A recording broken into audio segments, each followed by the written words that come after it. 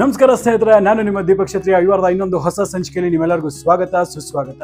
ಈ ದಿನ ಒಂದು ಅದ್ಭುತವಾದ ರೆಸಿಪಿ ಕಂಡ್ರಿ. ತುಂಬಾ ಸಿಂಪಲ್ ಆಗಿರುತ್ತೆ, ತುಂಬಾ ಟೇಸ್ಟಿ ಆಗಿರುತ್ತೆ.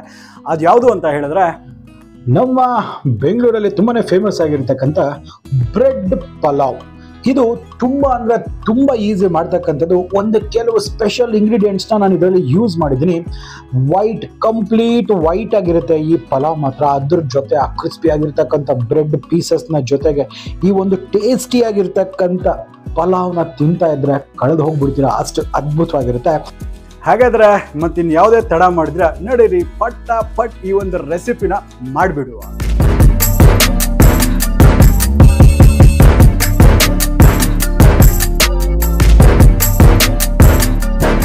ಹಾಗಾದ್ರೆ ಮಿತ್ರರೇ, ಇದಕ್ಕೆ ಯಾವ್ಯಾವ ಒಂದು ಇಂಗ್ರೀಡಿಯೆಂಟ್ಸ್ ಬೇಕು ಅನ್ನೋದನ್ನ ನೋಡ್ಕೊಳ್ಳುವ ನಡೀರಿ. ಮೊದಲನೇದಾಗಿ ಇಲ್ಲಿ ಬೇಕಾಗಿರ್ತಕ್ಕಂಥದ್ದು ಕಸೂರಿ ಮೇಥಿ, ಕಲ್ಲು ಹೂವು, ಸ್ಟಾರ್ ಅನೀಸ್ ಅಂತ ಕರೀತಾರೆ, ಕೋಪಕ್ ಬರ್ಡ್ಸ್, ಕ್ಲೌವ್, ಸಿನಮನ್ ಮತ್ತು ಜಾವಿತ್ರಿ, ಸ್ವಲ್ಪ ಜೀರಿಗೆ, ಸ್ವಲ್ಪ ಗ್ರೀನ್ ಏಲಕ್ಕಿ, ಹಸಿರು ಏಲಕ್ಕಿ. ಸೊ ಇದನ್ನೆಲ್ಲ ನಾವು ಏನು ಮಾಡ್ಕೋಬೇಕಾಗುತ್ತೆ, ಇದನ್ನೆಲ್ಲ ನೀರಲ್ಲಿ ಹಾಕ್ಬಿಟ್ಟು ನೆನೆಸ್ಕೋಬೇಕಾಗುತ್ತೆ. ಸುಮಾರು ಒಂದು 5 ನಿಮಿಷಗಳ ಬಿಸಿನೀರಲ್ಲಿ ಹಾಕೋದು ಕೂಡ ಓಕೆ.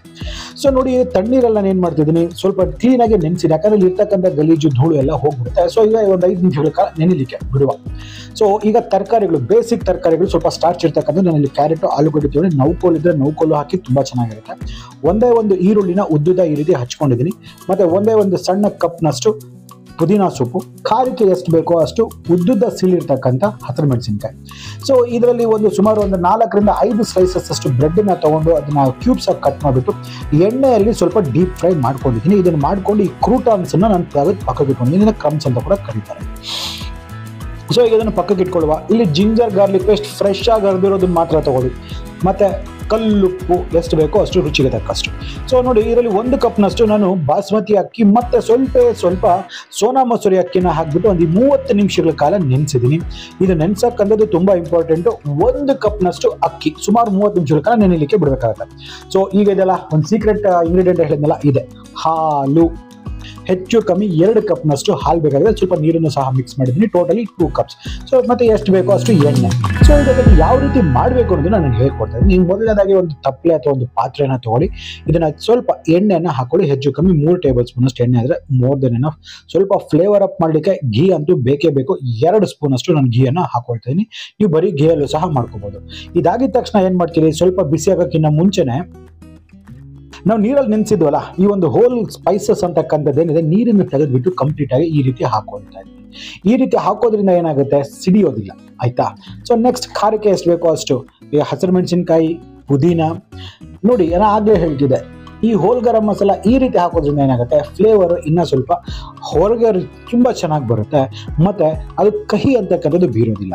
ನೋಡಿ, ಈಗ ಇದೆಲ್ಲ ಸ್ವಲ್ಪ ಕ್ಲೀನಾಗಿ ಒಳ್ಳೆ ಸ್ಮೆಲ್ ಬರ್ತಾ ಇದೆ, ಇದಕ್ಕೆ ಚಂದ ಆಗಿದೆ. ಸೊ ಈ ಸಂದರ್ಭದಲ್ಲಿ ಈರುಳ್ಳಿಯನ್ನು ನಾನು ಹಾಕ್ಕೊಳ್ತೀನಿ. ಹಾಗೆ ತರಕಾರಿಗಳು ನಾವೇನು ಕಟ್ ಮಾಡ್ಕೊಂಡಿದ್ವಲ್ಲ, ಈರುಳ್ಳಿ ಮತ್ತು ಆಲೂಗಡ್ಡೆ, ಕ್ಯಾರೆಟ್, ಇವು ಬೇಕಾದ್ರೆ ನೌಕೋಲು, ಕ್ಯಾಬೇಜು ಸಹ ಹಾಕ್ಬೋದು. ನೌಕೋಲು ಹಾಕಿ ತುಂಬ ಚೆನ್ನಾಗಿರುತ್ತೆ, ಗೋಬಿನೂ ಚೆನ್ನಾಗಿರುತ್ತೆ. ಇದಕ್ಕೆ ಎಷ್ಟು ಬೇಕೋ ಅಷ್ಟು ರುಚಿಗೆ ತಕ್ಕಷ್ಟು ಉಪ್ಪನ್ನ ನಾನು ಹಾಕ್ಕೊಳ್ತಾ ಇದ್ದೀನಿ. ಹಾಗೆ ಒಂದೇ 1 ಟೀ ಸ್ಪೂನ್ ಅಷ್ಟು ಶುಂಠಿ ಬೆಳ್ಳುಳ್ಳಿ ಪೇಸ್ಟ್, ಸ್ವಲ್ಪ ಓಕೆ.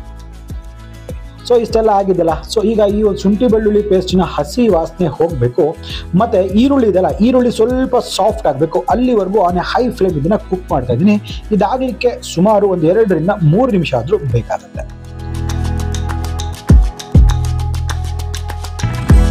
ನೋಡ್ತಿದ್ರಲ್ಲ ಸ್ನೇಹಿತರೆ, ಇದೆಲ್ಲ ಕಂಪ್ಲೀಟ್ ಆಗಿ ಕುಕ್ ಆಗ್ಲಿಕ್ಕೆ ಬಿಟ್ಟಿದ್ದೀನಿ. ಈಗ ನೋಡಿ, ಹೇಳಿದ್ನಲ್ಲ 1 ಕಪ್ನಷ್ಟು ಅಕ್ಕಿ ತಗೊಂಡಿದ್ದೆ. ಸೊ ಹಾಗಾಗಿ ಇದ್ರಲ್ಲಿ ನಾನು 2 ರಿಂದ 2.5 ಕಪ್ನಷ್ಟು ನಾನು ಹಾಲನ್ನ ತಗೊಳ್ತಾ ಇದ್ದೀನಿ. ಈ ಹಾಲನ್ನ 2 ಕಪ್ನಷ್ಟು ಹಾಲನ್ನ ನಾನು ಇದರಲ್ಲಿ ಹಾಕೊಳ್ತಾ ಇದ್ದೀನಿ. ಈಗ ಇದನ್ನೆಲ್ಲ ಒಮ್ಮೆ ಒಂದಕ್ಕೊಂದು ಹೊಂದ್ಕೊಳ್ಳೋ ಹಾಗೆ ಇದನ್ನು ಮಿಕ್ಸ್ ಮಾಡುವ. ಇದು ಎಲ್ಲ ಏನಾಗಬೇಕು, ಒಂದು ಒಳ್ಳೆ ಕುದಿ ಬರಬೇಕು. ಅಲ್ಲಿವರೆಗೂ ಕ್ಲೀನಾಗಿ ಇದು ಮಾಡಬೇಕಾಗತ್ತೆ. ಸ್ವಲ್ಪ ಒಳ್ಳೆ ಕುದಿ ಬರಬೇಕು. ನೋಡ್ತಿದ್ರಲ್ಲ, ಇದು ಒಳ್ಳೆ ಬಾಯ್ಲ್ ಆಗ್ತದೆ, ರೋರಿಂಗ್ ಬಾಯ್ಲ್ ಅನ್ನೋದು ಬರ್ತಾ ಇದೆ, ನೀವು ನೋಡ್ತಾ ಇರ್ಬೋದು. ಇವಾಗ ಎಲ್ಲ ಫ್ಲೇವರ್ ಎಲ್ಲ ಈ ಹಾಲಿಗೆ ಆಗಿದೆ.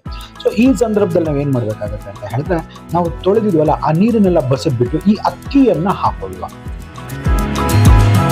ನೋಡಿ, ಈ ಅಕ್ಕಿನ ಹಾಕಿದ ನಂತರ ಒಂದಕ್ಕೊಂದು ಚೆನ್ನಾಗಿ ಹೊಂದ್ಕೊಳ್ಳೋ ಹಾಗೆ ಇದನ್ನ ಮಿಕ್ಸ್ ಮಾಡುವ.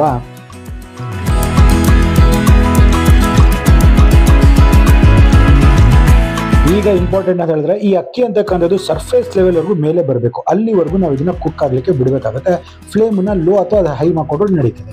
ನೋಡ್ತಿದ್ರಲ್ಲ, ಈ ಅಕ್ಕಿ ಎಲ್ಲ ಸರ್ಫೇಸ್ ಲೆವೆಲ್ ವರೆಗೂ ಮೇಲೆ ನಿಮಗೆ ಕಾಣಿಸ್ತಾ ಇದೆ, ನೋಡ್ಬೋದು.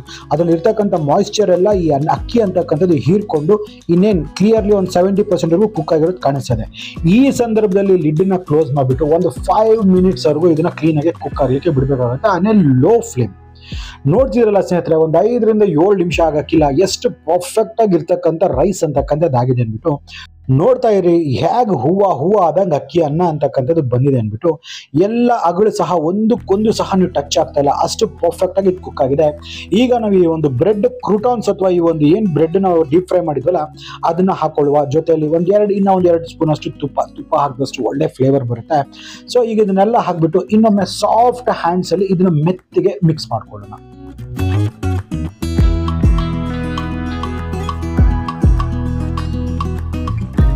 ನೋಡ್ತಿದ್ರಲ್ಲ, ಈಗ ಲಾಸ್ಟ್ ಆಗಿ ಇನ್ನೊಂದು ಸ್ವಲ್ಪ ಲಿಡ್ನ ಕ್ಲೋಸ್ ಮಾಡಿಬಿಟ್ಟು ಜಸ್ಟ್ 1-2 ಮಿನಿಟ್ಸ್ ಲೋ ಫ್ಲೇಮಲ್ಲಿ ಬಿಟ್ಬಿಡಿ.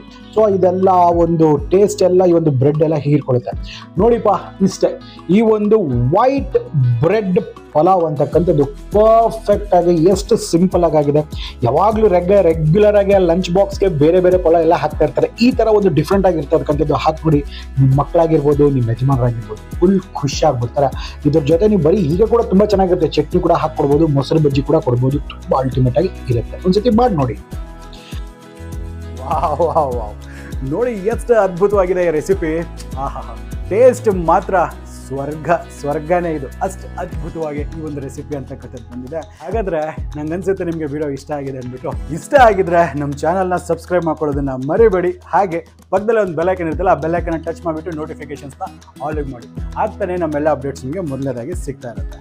ಹಾಗಾದ್ರೆ ಇನ್ನೊಂದು ಹೊಸ ವೈವಿಧ್ಯಮಯ ಅಡಿಗೆಯೊಂದಿಗೆ ನಿಮ್ಮ ಮುಂದೆ ಹಾಜರಿರ್ತೀನಿ. ಅಲ್ಲಿವರೆಗೂ ದೀಪಕ್ ಕ್ಷತ್ರಿಯ ಸೈನಿಂಗ್ ಆಫ್, ಅಂಡ್ ಜೈ ಹಿಂದ್, ಜೈ ಕರ್ನಾಟಕ, ನಮಸ್ಕಾರ.